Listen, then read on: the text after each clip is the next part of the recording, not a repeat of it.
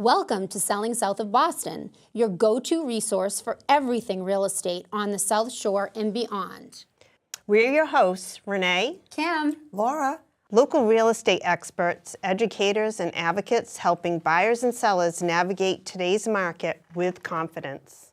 Whether you're thinking about buying your first home, selling your current one, or just love staying in the know with what's happening in our local market, you're in the right place.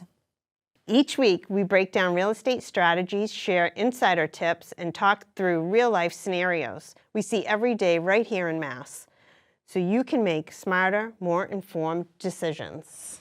so grab your coffee, get comfortable, and let's talk real estate south of Boston. Welcome back to Selling South of Boston podcast. If you've ever thought about buying a home but felt completely overwhelmed by the process, this episode's for you. We're breaking down home buying into simple terms, not confusing real estate language, no assumptions that you already know how it works.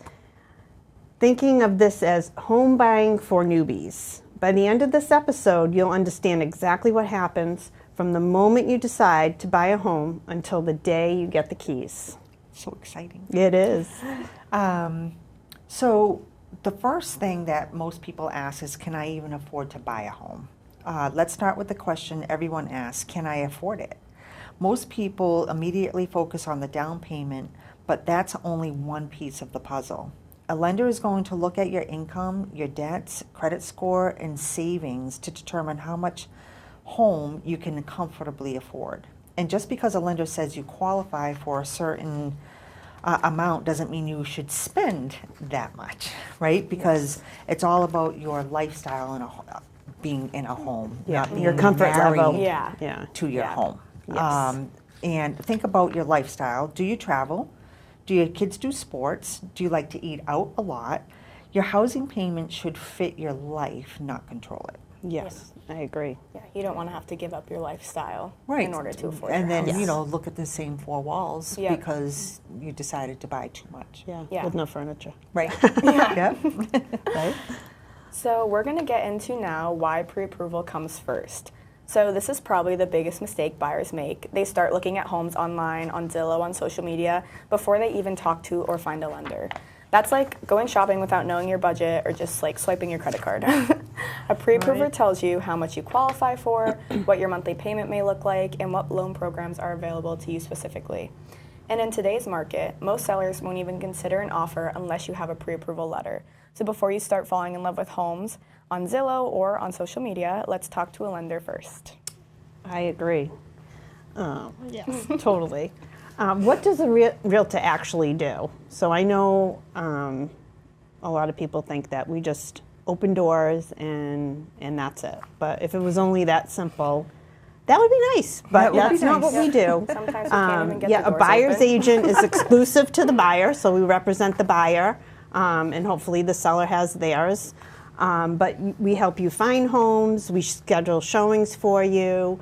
We're actually working with a buyer right now where we've been, setting up showings, but like one right after the other. And it's a lot of work to map that out because some aren't all in the same location. Some are having open houses. So we do our best to map out a day. So we're using everybody's time usefully. We analyze the value. So, if you're interested in making an offer, we run comps to see if where they've priced it is good or, how we should strategize on your offer. We write the offer. We negotiate any repairs from the home inspection or any concerns. We track all the deadlines, which are super important, especially to protect your deposit. Yes. So we are on top of that. We coordinate with lenders and attorneys. We do have a group of professionals that we team up with that we really have the system in a flow. So some people do choose to work with their own, and we do our best with that, but sometimes it's tricky, but we do it. And we get you to the closing table, which is the main goal for everybody, and then we're there to just guide you through the whole process. Yeah. Right, and I think it's, when you work together as a team, there's a bit less chaos in that whole process than everybody trying to kind of like do their own thing. Yeah. But they have that right. Right, exactly. The buyer has that exactly. right to, They to do. use whoever they're comfortable with. Yep. So let's talk about money. Yay. Because there are some expenses buyers don't always expect. You're likely to encounter earnest money deposit. Well, most definitely, right? Right, you For the will. seller to even like Yeah, if you want to take be you taken seriously. Yes. A home inspection, Which is the law. which is the law, Sure. and that runs, $400 or $500, Depending on the size of the right? home and what you choose. Right. Yeah. The appraisal fee, so that's something that has to be paid for upfront. Your attorney fees, which is part of the closing costs, so you generally don't have to have that upfront unless you hire your own attorney, right? Yes. To guide you through the process, Right. a buyer's attorney. Yeah. Well, when I was a paralegal for many years, it was, the attorney that's doing the closing, that attorney doesn't represent the buyer or the seller. They represent the bank. Right. Right. So, I mean, they'll do best, to go over the purchase and sales, make sure people are protected, but that's basically where, for them, Exactly. it ends, really. Right. So closing costs, whatever your bank costs and what have you are, and then the escrow account set up. The good news is your lender can estimate most of these costs before you even make an offer. Yeah, that's. So after we understand all that and we have our pre-approval, now we're getting into the fun part, the HGTV house hunting. So we're going to start looking at houses. But before you start touring homes, you need to create, it's nice to create, 2 lists, your must-haves, your non-negotiables, and your would-be-nices. So these are things that you don't need to have, but you would enjoy having in your home. So your must-haves might be the amount of bedrooms that you have, the specific school district you want to be in, bathrooms, a garage, a yard, things like that. And your nice-to-haves would be more cosmetic things, such as like a granite countertop, a finished basement, or even like a pool in the backyard. But just remember that no home is perfect, and you want to focus on finding the right home, not the perfect home. Great. Exactly. So then when you do find what you think is your perfect home, or you walk in and you have that feeling like, okay, we're in love, this is it. Then we put our best foot forward and we make an offer. So that's where we come in again.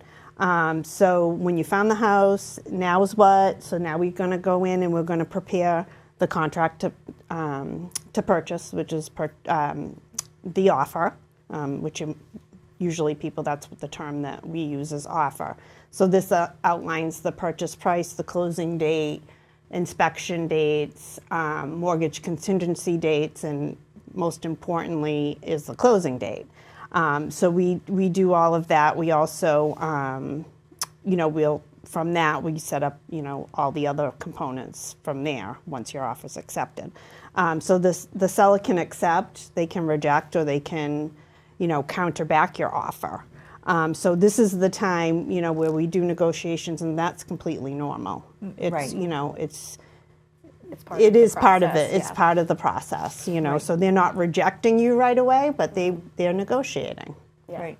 And that's what we're here to help you with, guide you. The home inspection is one of the most important steps. An inspector evaluates the home's major systems, your roof, your electrical, plumbing, heating, structure, and again, that there is no house that is perfect. There's going to be odd things there's going to be old things, there's going to be things that you may not like cosmetically, but the home inspector's job is to give you that report of the things that, future things that they see that might, in the next couple of years you're going to have to address, or if there's an actual structure problem, what have you. And it's the inspection report, if you don't like it, if there's things that the seller was unaware of, or things that are wrong with the house that the seller isn't willing to, to fix or what have you, in those negotiations, you can step back from that house. Right. So that gives you that. That gives you the out if need be. Exactly. Yeah. Exactly, which is huge. Yeah. Yes. So then your offer is accepted. Exciting. Congratulations. This is where sometimes buyers can start to feel nervous because it may feel like we're at a standstill, like nothing's going on. But behind the scenes, there's actually a lot going on.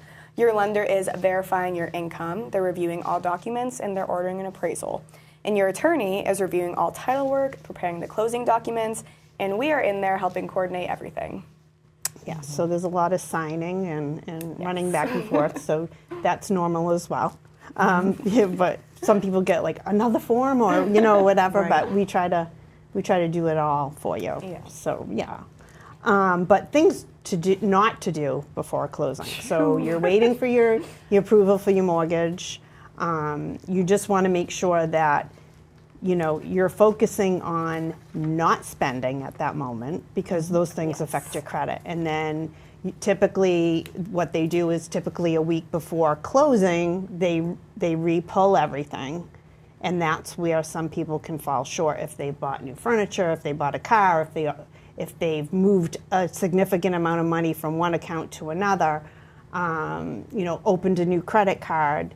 So you do not want to make any new purchases. You don't want to open any new accounts, whether it's Kohl's or Macy's or anything like that, because it does affect your credit. Yeah. So you just want to keep your credit, you want to keep that image from the beginning to the end. Right. So once they run that report, you want it to match at the end so we don't run into any issues. We actually had a buyer that they were not using credit for several years, and they were approved, for one thing, and then we got all the way to the end where the mortgage contingency was, and they went to pull things, and because they hadn't used credit in a long time, not during their process, but prior to that one of their scores actually fell off.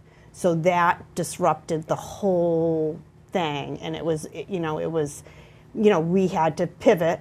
And we actually had to go outside of that lender to a different lender that would have a program that they could qualify for.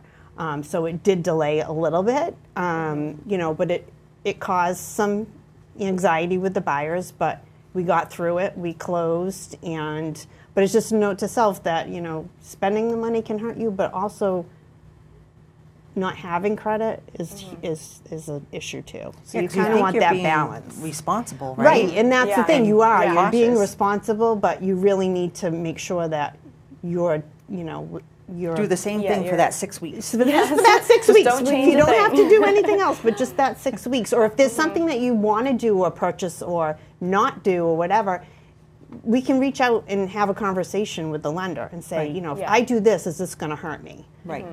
And they'll be honest with you. Exactly. So, And that's so where that's a huge part of communication this is key. this whole thing is that that window of time is very crucial. Yeah. Yeah. Because they pull that credit at the end in order to get your clear to close. Right. And the clear to close is needed in order to get to the closing table. Exactly. Right? Yes. And Exactly. we all stand there Yes. like this, Yes, waiting right. to hear I know. CTC. Yeah. Right. And then everybody's like, woo. So now we're at closing day, and you really did make it. Congratulations. Closing day is when ownership officially transfers. You'll sign documents, provide any remaining funds that are due, and once the transaction records at the Registry of Deeds, you get your keys to your home. And that's the moment you officially become a homeowner, is when those documents are recorded at the registry, and monies have actually transferred to where they need to transfer to, and you have the keys in hand. Right. And I think sometimes too is people think once they sign that the house is theirs, but it's Right. not. Right. It has to be recorded. So we, and now nobody really goes to the registry. The attorneys basically upload everything and you go into the queue, and then somebody from the attorney's office will let us know once you're on record. So at that point too, buyers need to know that their house is not theirs until it's recorded. So you can't store things there, you can't drop things off there. I know that sounds rough sometimes because you're like, oh, we'll just put a little bit in the garage, but no, because it's not your property until it's actually on record. So that is a conversation sometimes that we have to have. And I think But that's, the importance too of a realtor is that the education pieces that go along with the process, because you are in that relationship, building the relationship Exactly, for yeah. months, going, trying to find the home, and then and understanding what happens going into the closing process, and that you don't. When I was a paralegal, there were many people. I mean, they stomped their feet and they got really angry when they found out that they just couldn't take their moving truck and go right to Yeah. the Yeah. house because they Yeah. were never told. Right. Yeah. That's it. I mean, if you prepare people, Right. If And they that's go in another knowing reason it, why yeah. selling south of Boston, unless we absolutely have to, we never close on a Friday. exactly. Yeah. Because it can be, we've had that before, and, and then now the people they don't have a home because they're not on record. Right. But yet, they're not going to be on record until Monday. Until Monday. So it's a process. But at least if the last day is Thursday, we still have that little bit of wiggle room. Not that Exactly. we want that to happen ever. Sometimes we just can't help it, and that's how Exactly. it lands. Yeah. But as through our experience, that's like a huge no to us. Like we just don't do it. Yeah. We just Agreed. don't do it. Yeah.